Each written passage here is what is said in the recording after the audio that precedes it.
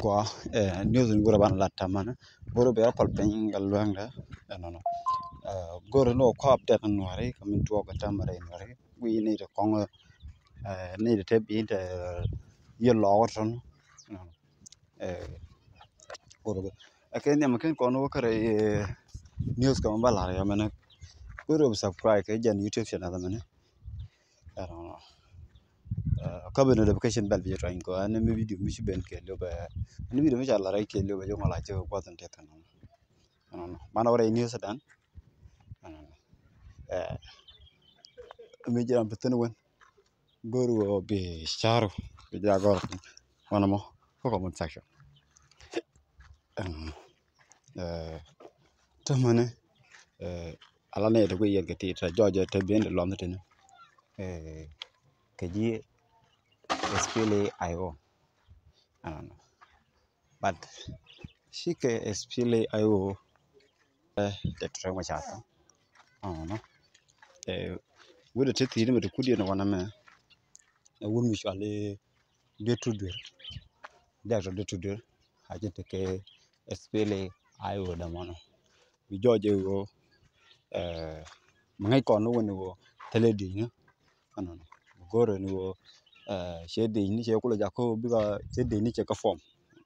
hede ni dial tan no dial kanware nware kan je form do nware ka de kai wo to kan de kai ji to kero tani ne ka ko kan je karo ka kana ro ro ren o te da ka ya ne nware mi jojo liu ko na tam no gwa tan gwa liu ko tan no liu kon kai ji kon kai wo liu kon kai wo no no kai wo par ko la nyok to kon kai wo no wan chuk wan tie ro ko ka tan ko kon esit mi kon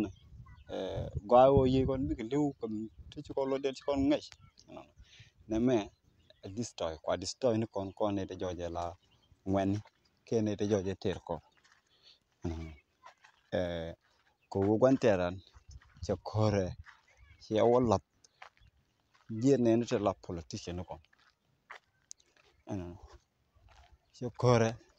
che la je ne te la politician kon ko ngai kon ka set na lo te cha gora kan jang nu population de yi got pi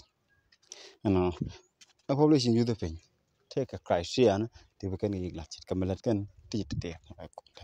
no barana jo position ti tani season position and that dia gwado ko brana gulo to go position we dim tan yam ko bana nak nang na no mo bana yo pen ko bana dak dar jogi ko man te ka de ka wan de ke de ka spele ina wan ti altita no ka ket gwang nyok bo nungare do ja bach ma na metre ka na tok e dam tan ra kono beluñ ko ye nyok ketam do bon de altien tan ko e per jo be sa ko be tamal thank you